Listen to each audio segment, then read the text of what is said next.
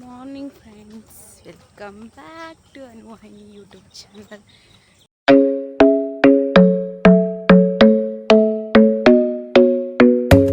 ಇವತ್ತಿನ log Saturday log. ನಮ್ಮ ಮನೆ ಹತ್ರ ಇರೋ ಪಾರ್ಕ್ ಹತ್ರ ವಾಕಿಂಗ್ ಬಂದೀವಿ. ಸೊ ಇವತ್ತು ಲಾಗ್ ಮಾಡೋಣ ಅಂತ ಮಾಡ್ತಾ ಇದ್ದೀನಿ. ಬನ್ನಿ ಲಾಗ್ ಸ್ಟಾರ್ಟ್ ಮಾಡೋಣ. ಹೇಗಿರುತ್ತೆ ಹೇಗೋಗುತ್ತೆ ಅಂತ ನೋಡೋಣ. ಒಂದಿಷ್ಟು ಏನು ಮಸಾಲ ಪೌಡರ್ಸ್ನ ಪ್ರಿಪೇರ್ ಮಾಡ್ಕೋಬೇಕು. ಸೊ ಅದನ್ನು ನಿಮ್ಮ ಜೊತೆ ಶೇರ್ ಮಾಡ್ಕೊಳ್ಳೋಣ ಅಂತ ಇವತ್ತಿನ ಲಾಗ್ನ ಸ್ಟಾರ್ಟ್ ಮಾಡಿದ್ದೀನಿ. ಓಕೆನಾ? ಯಾರೆಲ್ಲ ನನ್ನ ಚಾನಲ್ ನೋಡ್ತಾ ಇರ್ತೀರಾ, ಸೊ ಪ್ಲೀಸ್ ಸಬ್ಸ್ಕ್ರೈಬ್ ಮಾಡಿಕೊಂಡು ಚಾನಲ್ನ ನೋಡಿ ಸಪೋರ್ಟ್ ಮಾಡಿ. ಓಕೆ, ನಂದು ವೀಕೆಂಡ್ ಪ್ಲ್ಯಾನು ಈ ಥರ ಇತ್ತು. ಬಟ್ ಸ್ವಲ್ಪ ಸಡನ್ನಾಗಿ ಚೇಂಜ್ ಆಗಿಬಿಡ್ತು. ಯಾಕೆಂದರೆ ಅಪಾರ್ಟ್ಮೆಂಟ್ ನೋಡ್ಕೊಂಬರೋಣ ಅಂತ ಸಖಿ ಮಮ್ಮಿ ಡ್ಯಾಡಿ ಹೇಳಿದರು. ಸೊ ನಮಗೂ ಒಂದು ಪ್ಲ್ಯಾನ್ ಬೇಕಿತ್ತು ಅಪಾರ್ಟ್ಮೆಂಟಿಂದು. ಹಾಗಾಗಿ ನಾವು ಅವ್ರ ಜೊತೆ ಹೊರಟ್ವಿ ಅಪಾರ್ಟ್ಮೆಂಟ್ ನೋಡೋಕ್ಕೆ. ನಿಮ್ಗೆ ಆಪ್ಷನ್ಸ್ ಇರೋದು ಈಸ್ಟ್ ಫೇಸಿಂಗ್ ಅಥವಾ ವೆಸ್ಟ್ ಫೇಸಿಂಗ್ ಚೂಸ್ ಮಾಡೋದಕ್ಕೆ ಆಪ್ಷನ್ಸ್ ಇರುತ್ತೆ. ಸ್ಟ್ರಕ್ಚರ್ ಹೊರಟು stilt plus 8 floors, total 8 floors ಬರುತ್ತೆ. ಸೊ ಸದ್ಯಕ್ಕೆ ನೀವು ಬಂದಿದ್ದು ರೋಡ್ ಇದೆ, ಇಲ್ಲಿಂದ ಇಲ್ಲಿವರೆಗೂ ಬಂದು ಇಲ್ಲಿ ನಿಮ್ಮ ಕಾರ್ನ ಪಾರ್ಕ್ ಮಾಡಿ ಈ ಕಾಂಪೌಂಡ್ ಒಳಗಡೆ ಇಲ್ಲಿ ಇದ್ದೀರಿ ನಾವು ಸದ್ಯಕ್ಕೆ. ಸೊ ಇದೇ ರೋಡ್ ನಿಮ್ಮ ಹಿಂದೆ ಏನಿದೆಯೋ ಆ ರೋಡ್ ಮಧ್ಯದಲ್ಲಿ ನಿಮಗೆ ಆ್ಯಕ್ಚುಲಿ ಎಂಟ್ರಿ ಆ್ಯಂಡ್ ಎಕ್ಸಿಟ್ ಬರುತ್ತೆ. ಸೊ ಒನ್ಸ್ ಎಂಟ್ರ್ ಆಗಿದ ತಕ್ಷಣ ರೈಟ್ ಹ್ಯಾಂಡ್ ಸೈಡ್ ಇಷ್ಟು ಜಾಗ ನಿಮಗೆ ಅಮ್ಯುನಿಟೀಸ್ ಕೊಟ್ಟಿದ್ದೀರಿ. Green area amenities like tree courtyard, multipurpose court, children's play area, sand pit ಮತ್ತು ಗಾರ್ಡನಿಂಗ್ ಏರಿಯಾ ಇದೆಲ್ಲ ಇಲ್ಲಿ ಬರುತ್ತೆ. ಹಾಗೆ ಟೆರೆಸ್ ನೋಡ್ರಿ, ಟೆರೆಸಲ್ಲಿ ಕೂಡ ಅಮ್ಯುನಿಟೀಸ್ ಕೊಟ್ಟಿದ್ದೀರಿ. ಇದು ಬಂದ್ಬಿಟ್ಟು ಎಲ್ಲರೂ ಓಪನ್ ಆಗಿ ಎಲ್ಲರಿಗೂ ಆಕ್ಸೆಸಬಲ್ ಇರುತ್ತೆ. ಸೊ ಇಲ್ಲಿ ನಿಮಗೆ ಆಂಪಿ ಥಿಯೇಟರ್ ಕೊಡ್ತಾ ಇದ್ದೀರಿ, outdoor gym, leisure sitting area, barbecue corner, performance stage ಮತ್ತು ವರ್ಟಿಕಲ್ ಗಾರ್ಡನ್ಸ್ ಬರುತ್ತೆ. ಹಾಗೆ ಸ್ಟ್ರಕ್ಚರ್ ವೈಸ್ ಈಗ ನೋಡಿದ್ರೆ ಇದು 2 ಬಿಲ್ಡಿಂಗ್ ಕಟ್ಟೋ ಥರ, 2 ಟವರ್ಸ್ ಥರ. ಅದು 2 ಬಿಲ್ಡಿಂಗು ಮಧ್ಯದಲ್ಲಿ ಕನೆಕ್ಟ್ ಆಗ್ತಿದೆ. ಇಲ್ಲಿಂದ ನೋಡ್ಬೋದು ನೀವು, ಕಂಪ್ಲೀಟಾಗಿ ಕನೆಕ್ಟೆಡ್. ಸೊ ಇದು ಒಂದೇ ಟವರೇ. ಫಾರ್ ಎಕ್ಸಾಂಪಲ್ ನೀವು ಇಲ್ಲಿ ಫ್ಲ್ಯಾಟ್ ತೊಗೊಂಡು ನಿಮ್ಮ ಫ್ರೆಂಡ್ ಯಾರು ಆ ಕಾರ್ನರಲ್ಲಿ ಇದ್ದರೆ ಒಳಗಡೆಯಿಂದ ಯಾವುದೇ ಫ್ಲೋರಿಂದ ನಡ್ಕೊಂಡು ಹೋಗ್ಬೋದು. ಸೊ ಇದು ಒಂದೇ ಟವರ್. ಸೊ ಈ ಕನೆಕ್ಟ್ ಆಗ್ತಾ ಇರೋ ಜಾಗದಲ್ಲಿ ಕೆಳಗಡೆ ಗ್ರೌಂಡ್ ಫ್ಲೋರಲ್ಲಿ ನೋಡಿದ್ರೆ ಸಣ್ಣ ಟೇಬಲ್ ಸ್ಟೇರ್ಸ್ ಹಾಕಿದ್ದೀರಿ. ಇದು ಬಂದ್ಬಿಟ್ಟು ರಿಸೆಪ್ಷನ್ ಏರಿಯಾ, ವೇಟಿಂಗ್ ಲಾಬಿ ಮತ್ತು ಪ್ರೈವೇಟ್ ಕೆಫೆಟೇರಿಯಾ ಬರುತ್ತೆ. ಹಾಗೆ ಪ್ರಾಪರ್ಟಿ ಹಿಂದ್ಗಡೆ ಕೂಡ ನಿಮ್ಗೆ ಅಮ್ಯುನಿಟೀಸ್ ಕೊಟ್ಟಿದ್ದೀರಿ, ಅದು ಎಕ್ಸ್ಪ್ಲೇನ್ ಮಾಡ್ತೀನಿ.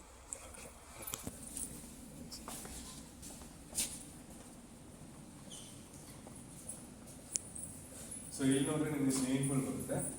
ಸ್ವಿಮ್ಮಿಂಗ್ ಪೂಲ್ ಸೈಜು 25/90 ಉದ್ದದ ಸ್ವಿಮ್ಮಿಂಗ್ ಪೂಲ್ ಬರುತ್ತೆ. ಸೊ ಇಲ್ಲಿ ನಿಮಗೆ adults pool, kids pool, pool side lounge ಎಲ್ಲ ಬಂದಿತ್ತು. ಹಾಗೆ ಇದು ನೋಡಿದ್ರೆ like ground and first floor complete floor. ಇದು ಅಮೌಂಟ್ ಕ್ಲಾಸ್ ಸಿಸ್ಟಮ್ ಆಗಿದೆ. ಇದು ಅಮೌಂಟ್ ನಿಮಗೆ club house swimming pool facing view. Okay, ಹಾಗೆ ಈ complete corner ground and first floor complete ಆಗಿ ನಿಮಗೆ ಇಂಡೋರ್ ಅಮ್ಯುನಿಟೀಸ್ ಕೊಟ್ಟಿದ್ದೀವಿ. ಇನ್ನೊಂದು ಜಿಮ್ ಬರುತ್ತೆ, ಔಟ್ಡೋರ್ ಮತ್ತು ಇಂಡೋರ್ ಜಿಮ್ ಐತೆ. ಪ್ರಾಪರ್ಟಿ ಇಲ್ಲಿ ಸಮುದ್ರ ಜಾಗ ಇದೆ, ಸಮುದ್ರ ಇರುತ್ತೆ. ಇಷ್ಟೇ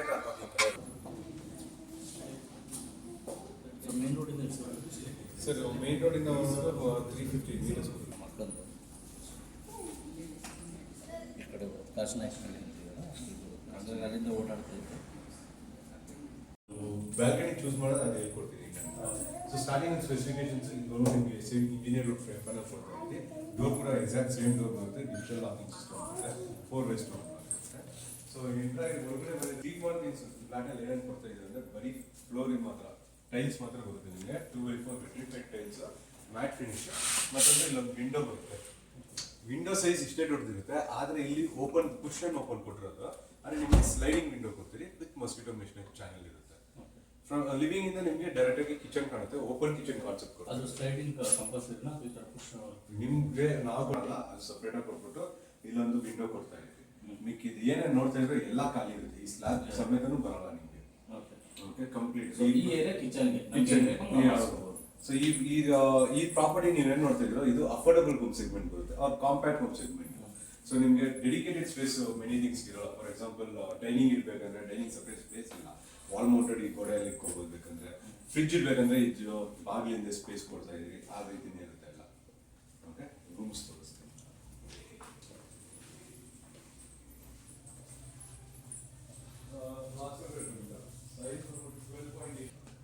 ಟೈಲ್ಸ್ ಕೊಡ್ತಲ್ಲ, ಟೈಲ್ಸ್ ಬಂದು ವುಡನ್ ಫ್ಲೋರಿಂಗ್ ಬರುತ್ತೆ. ವಿಂಡೋ ಬರುತ್ತೆ, ಗೋಡೆ ಹಿಂದಿನ ಹಿಡಿದು ಇಲ್ಲವರೆಗೂ ಒಂದು ವಿಂಡೋ, ಮತ್ತು ಇಲ್ಲೊಂದು ವಿಂಡೋ ಬರುತ್ತೆ. ಸೊ ಬೇಸಿಕ್ ಆಗಿ ಹೇಳ್ಬೇಕಂದ್ರೆ ಈ ಕಂಪ್ಲೀಟ್ ಗೋಡೆನೇ ವಿಂಡೋನೇ sir. Okay, plus attach washroom ಕೂಡ ಇದೆ ಇಲ್ಲಿ. ಹೋಮ್ ಬಾಕ್ಸು ಕೊಡ್ತಾ ಇಲ್ಲ, ಲೈಟ್ ಬೇರೆ ಬರಲ್ಲ. ಮಿಕ್ಕಿದೆಲ್ಲ ಏನು ನೋಡ್ತೀರೋ ಹಾಗೆ ಇರುತ್ತೆ. ಸೈಜ್ ಬಂದ್ಬಿಟ್ಟು 8/4.6 ಬರುತ್ತೆ. ಇದು ಬ್ಯಾಲ್ಕನಿ ಚೂಸ್ ಮಾಡೋದು. ನಿಮ್ಗೆ ಈ ಕಡೆ ಬ್ಯಾಲ್ಕನಿ ಬೇಕು ಅಂದ್ರೆ ಹಾ. ನೀವು ಫಸ್ಟ್ ಫ್ಲೋರ್ ತಗೋಬೇಕಾಗುತ್ತೆ, ಇಲ್ಲಾಂದ್ರೆ ಥರ್ಡ್ ಫಿಫ್ತ್. ಇಲ್ಲಿ ಕೂಡ ಸೇಮ್ ಸೈಜ್ ಅಟ್ಯಾಚ್ ವಾಶ್ರೂಮ್ ಕೊಟ್ಟಿದ್ದೀರಿ. ಮಾಸ್ಟರ್ ಬೆಡ್ರೂಮ್ ಅಂದ್ರೆ ಎರಡಕ್ಕೂ ಅಟ್ಯಾಚ್ ಇದೆ. Attach bathroom. ನಿಮ್ ಇಲ್ಲಿ ಬ್ಯಾಲ್ಕನಿ ಸೈಜ್ ಹಿಂಗಿರುತ್ತೆ.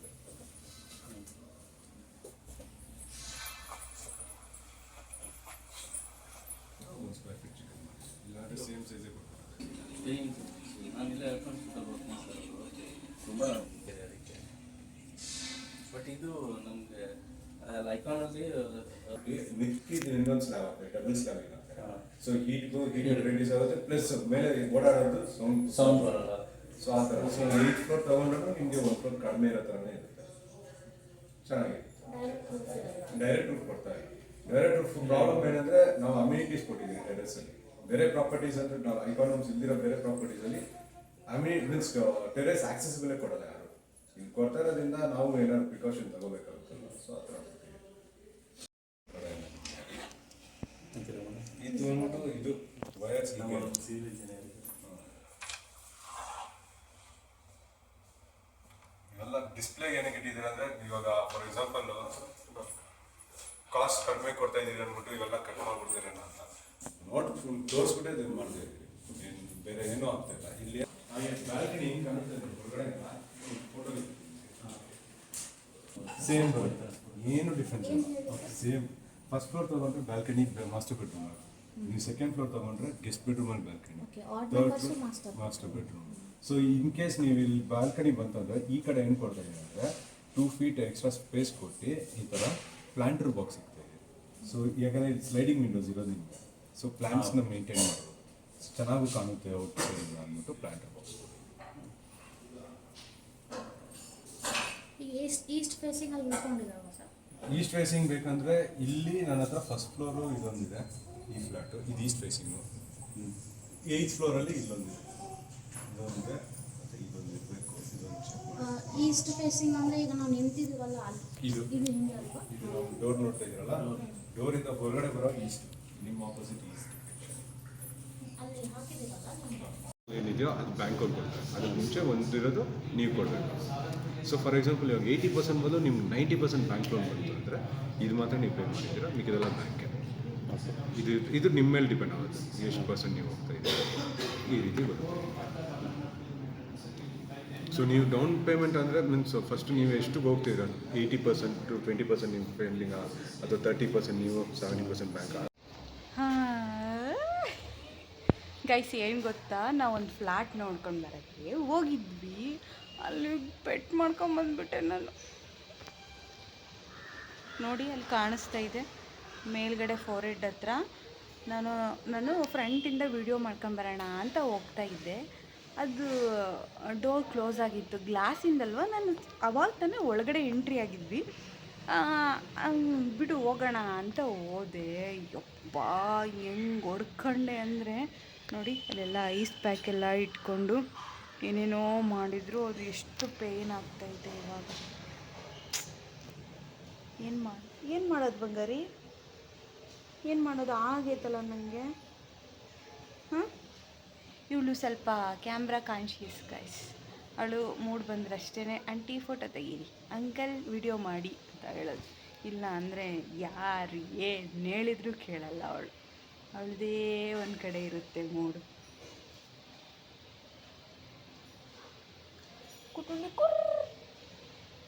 ಈಗ ಮೇಡಮ್ ಅವ್ರು ಬಂದಿದ್ದಾರೆ ಮನೆಗೆ. ಇಟ್ಸ್ ಆಲ್ರೆಡಿ ಟೈಮು 3 o'clock ಆಗ್ತಾಯಿದೆ. ಇನ್ನು 10 minutes ಇದೆ.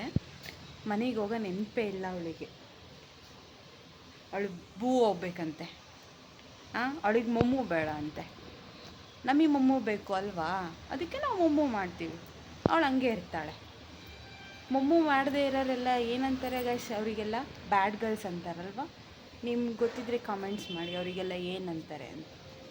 ಏನಂತಾರೆ ಬಂಗಾರಿ, ಮೊಮ್ಮು ಮಾಡದೇ ಇರೋರಿಗೆ ಏನಂತಾರೆ?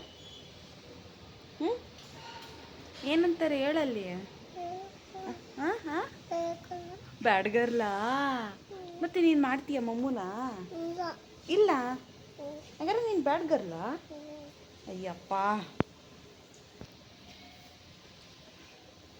ಓಕೆ ಗೈಸ್, ಆಮೇಲೆ ಸಿಗ್ತೀನಿ. ಓಕೆ ಗಾಯ್ಸ್, ನಾನು ಮಾರ್ನಿಂಗಿಂದ ಲಾಗ್ನ ಕಂಟಿನ್ಯೂ ಮಾಡ್ತಿದ್ದೀನಿ. ಏಕೆಂದರೆ ಇದು ಆವಾಗ ಗೊತ್ತಾಗಿಲ್ಲ ನನಗೆ. ಅಲ್ಲಿ ಐಸ್ ಕ್ಯೂಬ್ ಕೊಟ್ಟರು, ಇಟ್ಕೊಂಡೆ. ನನಗೆ ಐಸ್ ಕ್ಯೂಬ್ಗೆ ಇನ್ನೂ ಸ್ವಲ್ಪ ಉರಿ ಜಾಸ್ತಿ ಆಗಿಬಿಡ್ತು. ಅದನ್ನು ಬಿಟ್ಟು ನಾರ್ಮಲಾಗಿದ್ದೆ ಅಲ್ಲಿದ್ದೆ ವಾಪಸ್ ಬರೋವರೆಗೂ.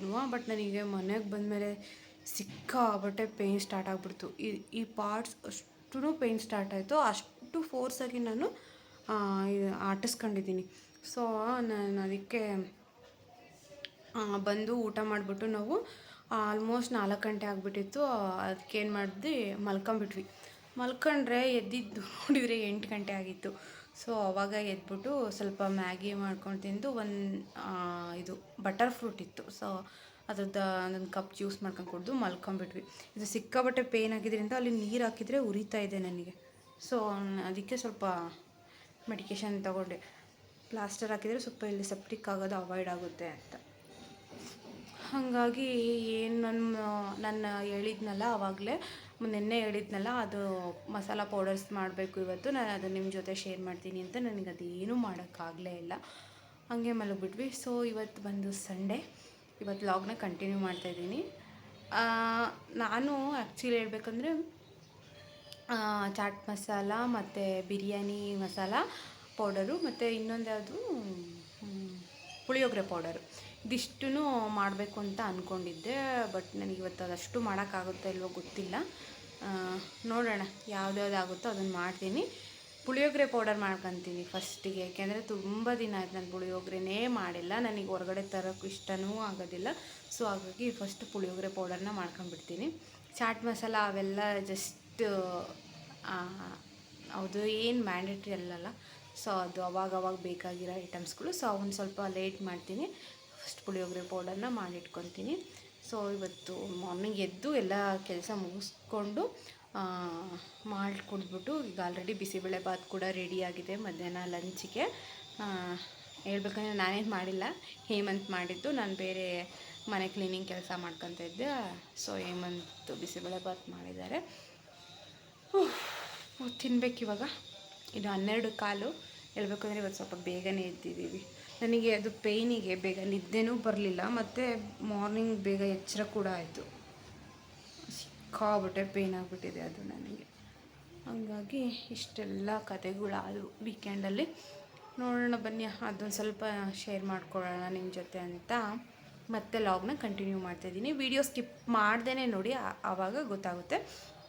ಆ್ಯಂಡ್ ಇನ್ನೊಂದು ಏನಂದರೆ, ಯಾರೆಲ್ಲ ಚಾನಲ್ ನೋಡ್ತಾ ಇರ್ತೀರಾ ಪ್ಲೀಸ್ ಸಬ್ಸ್ಕ್ರೈಬ್ ಮಾಡಿಕೊಂಡು ವೀಡಿಯೋಸ್ ನೋಡಿ ಸಪೋರ್ಟ್ ಮಾಡಿ ಅಂತ ಹೇಳ್ತೀನಿ. Okay guys, stay tuned. ಸಿಗ್ತೀನಿ ಮಾಡಬೇಕಾದ್ರೆ. ನೋಡಿ ಗಾಯ್ಸ್, ಸಖಿ ಮೇಡಮ್ ಅವರು ನೈಲ್ ಕಟ್ ಮಾಡೋದು ಹೆಂಗೆ ಅಂತ ಏಮುಗೆ ಹೇಳ್ಕೊಡ್ತಾ ಇದ್ದಾರೆ.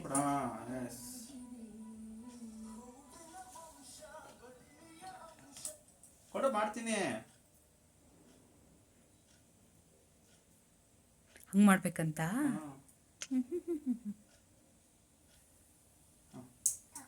ಸಾಕಾ? ಕೊಟ್ಬೋದು ಆಂಟಿ. ಆಯಿ ಕೊಟ್ಬೋದು.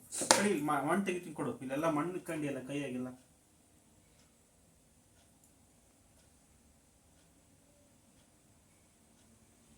ಈ ಕೈ, ಈ ಬಳ್ಳ.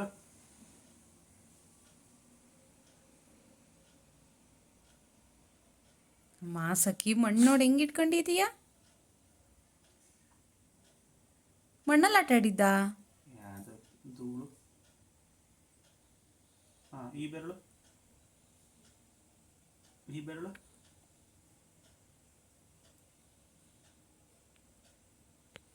ಯಾರು ಸಖಿ ಬೇಬಿ?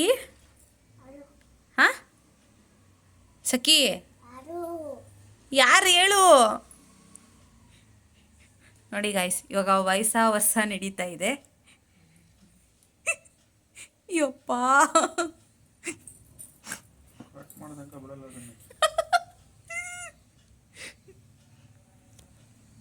ಸಖಿ ಮಾಡಬಾರ್ದು ಬಿಡು ನೀನು ಆ ಥರ. ಯಾಕೆ ಮಾಡ್ತೀಯಾ? ಆ ಏನಾಯ್ತಂತ? ಮಣ್ಣು ಹೋಗ್ತದಾ? ಅದಕ್ಕೆ ಹಾಂ, ಹೌದಾ? ಸರಿ, ನೀನು ನಿಮ್ಮ ಮನೆಗೆ ಹೋಗು, ನಾವು ಹೋಗ್ತೀವಿ.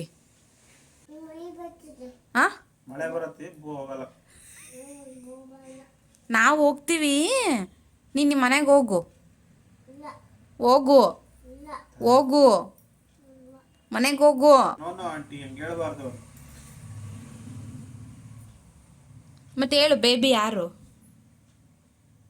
ಯಾರು ಬೇಬಿ? ನೀನಾ? ನೀನು ಬೇಬಿನಾ? ನೀನಲ್ಲ, ಸಾಕು ಸೋನು ಬಿಡು, ಆಯ್ತು. ಬೇಬಿ. ಆಯ್ತು. ಹಿಂಗ್ ಮಾಡು.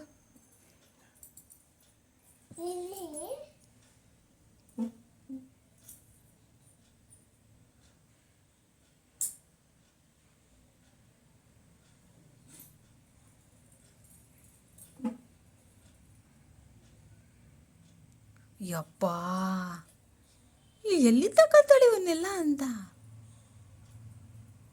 ಯಾರು ಹೇಳ್ಕೊಟ್ರದನ್ನ?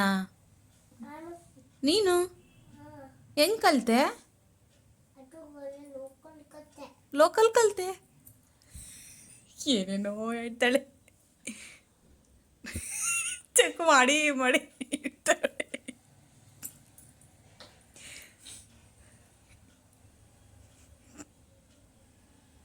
ಯಪ್ಪ, ಮುಗಿಯಲ್ಲಿ ಉಳ್ದು. ಓಕೆ ಫ್ರೆಂಡ್ಸ್, ಬನ್ನಿ ಇವಾಗ ಪುಳಿಯೋಗರೆ ಪೌಡರ್ನ ಮನೇಲಿ ಯಾವ ರೀತಿ ಮಾಡ್ಬೋದು ಅನ್ನೋದನ್ನ ನೋಡೋಣ. ಅದಕ್ಕೆ ನಾನು 1 ಸ್ಪೂನಷ್ಟು ಉದ್ದಿನಬೇಳೆ ತೊಗೊಂಡಿದ್ದೀನಿ, 1 ಸ್ಪೂನ್ ಕಡಲೆಬೇಳೆ ತೊಗೊಂಡಿದ್ದೀನಿ, 1 ಸ್ಪೂನ್ ಎಳ್ಳು ತೊಗೊಂಡಿದ್ದೀನಿ, 1/4 ಟೀ ಸ್ಪೂನಷ್ಟು ಟರ್ಮರಿಕ್ ಪೌಡರು ಮತ್ತು 1/4 ಟೀ ಸ್ಪೂನಷ್ಟು ಮೆಂತೆ, 2 ಸ್ಪೂನ್ ಕೊತ್ತಂಬರಿ ಕಾಳು, ಹಾಗೆಯೇ 1/4 ಸ್ಪೂನಷ್ಟು ಪೆಪ್ಪರು ಇದ್ರ ಕೆಳಗಡೆ ಇದೆ.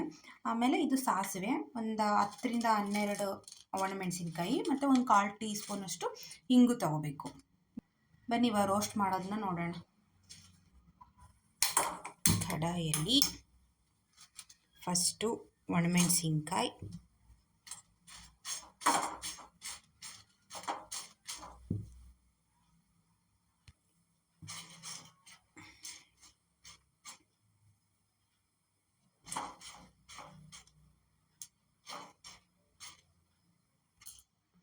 ನೆಕ್ಸ್ಟು ಉದ್ದಿನಬೇಳೆ ಮತ್ತು ಕಡಲೆಬೇಳೆ,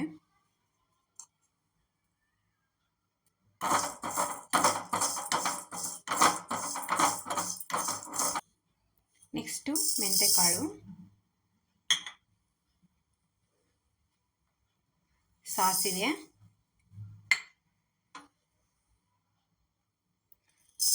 ನೆಕ್ಸ್ಟ್ ಕೊತ್ತಂಬರಿ ಕಾಳು ಹಾಗೆ ಪೆಪ್ಪರ್, ಲಾಸ್ಟಲ್ಲಿ ಎಳ್ಳು ಮತ್ತು ಟರ್ಮರಿಕ್ ಪೌಡರ್. ಮಿಕ್ಸರ್ಗೆ 1/4 ಟೀ ಸ್ಪೂನಷ್ಟು ಹಿಂಗು. ಇದು ಕಂಪ್ಲೀಟ್ ಕೂಲ್ ಆದಮೇಲೆ ಇದನ್ನು ಪೌಡರ್ ಮಾಡ್ಕೋಬೇಕು, ಇಲ್ಲಾಂದರೆ ಇದು ಒಂಥರ ಮೆತ್ತಗಾಗ್ಬಿಡುತ್ತೆ. ಪೌಡ್ರೆಲ್ಲ ಬಿಸಿ ಇರುತ್ತಲ್ವ, ಹಾಗಾಗಿ ಸ್ವಲ್ಪ ಕೂಲ್ ಆಗೋಕ್ಕೆ ಬಿಟ್ಬಿಟ್ಟು ಆಮೇಲೆ ಗ್ರೈಂಡ್ ಮಾಡ್ಕೋಬೇಕು. ನಿಮಗೆ ಬೇಕಂದರೆ ಇದ್ರ ಜೊತೆಗೆ ಒಣಕೊಬ್ಬರಿ ಕೂಡ ಇವಾಗಲೇ ಹಾಕ್ಕೋಬೋದು, ಬೆಲ್ಲನೂ ಹಾಕ್ಕೋಬೋದು. ಆವಾಗಲೇ ಮಾಡ್ಕೊಂಡು ಆವಾಗಲೇ ತಿಂತೀವಿ ಅಂದರೆ ಅದು ಬೆಸ್ಟು. ಬಟ್ ಏನಂದರೆ ಇದು ಸ್ಟೋರ್ ಮಾಡಿ ಇಟ್ಕೊಳ್ಳೋದಾದರೆ ಅದನ್ನು ಮಾಡಬೇಕಾದ್ರೆ ಹಾಕ್ಕೊಂಡ್ರೆ ನಡೆಯುತ್ತೆ.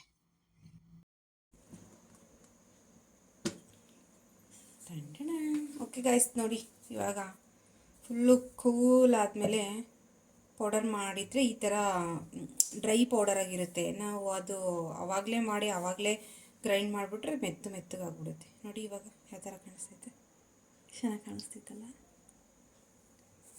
ಓಕೆ ಗಾಯ್ಸ್, ಇಷ್ಟೇ ಪುಳಿಯೋಗರೆ ಪೌಡರ್ನ ಮಾಡೋದು.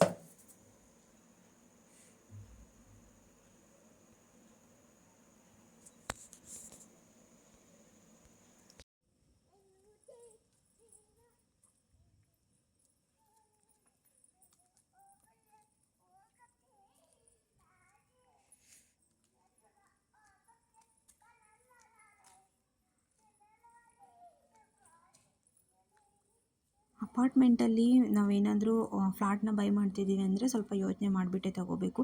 ಅಲ್ಲಿ ಅಡ್ವಾಂಟೇಜಸ್ಸು ಇದೆ ಮತ್ತು ಡಿಸಡ್ವಾಂಟೇಜಸ್ಸು ಇದೆ. ಸೊ ನಾನು ಈ ವ್ಲಾಗ್ನ ಇಲ್ಲಿಗೆ ಎಂಡ್ ಮಾಡ್ತಿದ್ದೀನಿ. ಐ ಹೋಪ್ ನೀವು ಎಂಜಾಯ್ ಮಾಡಿದ್ದೀರ ಈ ವ್ಲಾಗ್ನ ಅಂತ ಅಂದ್ಕೊತೀನಿ. ಮುಂದಿನ ವ್ಲಾಗಲ್ಲಿ ಆದಷ್ಟು ಬೇಗ ಸಿಗ್ತೀನಿ. ಅಲ್ಲಿವರೆಗೂ take care, bye. Thank you for watching this video.